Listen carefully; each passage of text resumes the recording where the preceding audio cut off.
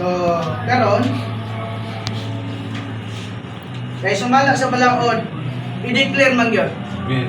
Kay karong adlaw kaslo naman ning duha, ibutang naman sila sa saag sa kaminyoon.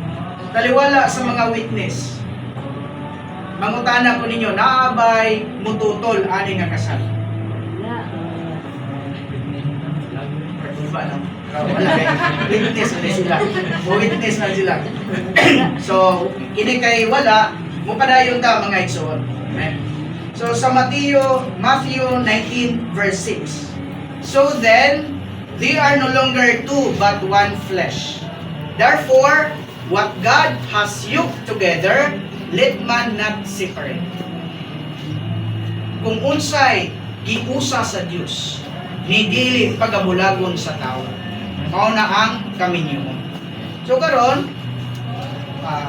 Bro Aaron, ako kang pangutano na. Kinabubuton mo ba ang pagpakasal kay Sister Phoebe? Amen. Amen? So, Sister Phoebe, kinabubuton mo ba ang pagpakasal kay Brother Aaron? Amen. Bro, wag kang ipugos. Wala. Sister Phoebe, wag kang ipugos. Wala. Amen? So, Brother Aaron, dawaton mo ba si Sister Phoebe nga mahimong inahan sa inyong umalabot ng mga anak? Amen. Amen?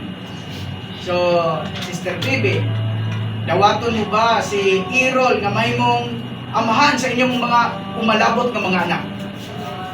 Amen. Ikatulong nga pangutana.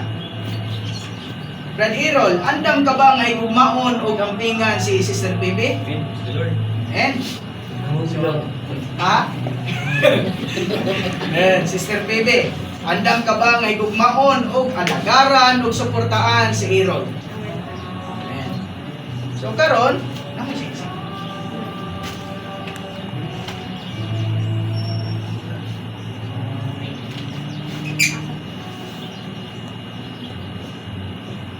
Namo ka na iba. Say, andam mandaan kay. Ana na siya. Ini. Ani sa ta sa inyong mga vows. Dali ra yato ang kasaron kay wa may daghang tuban. Amen. So, ang ilitok ni Moron, ang imong pangalan una, dahil magdungan man mo ani, musunod ra man ako.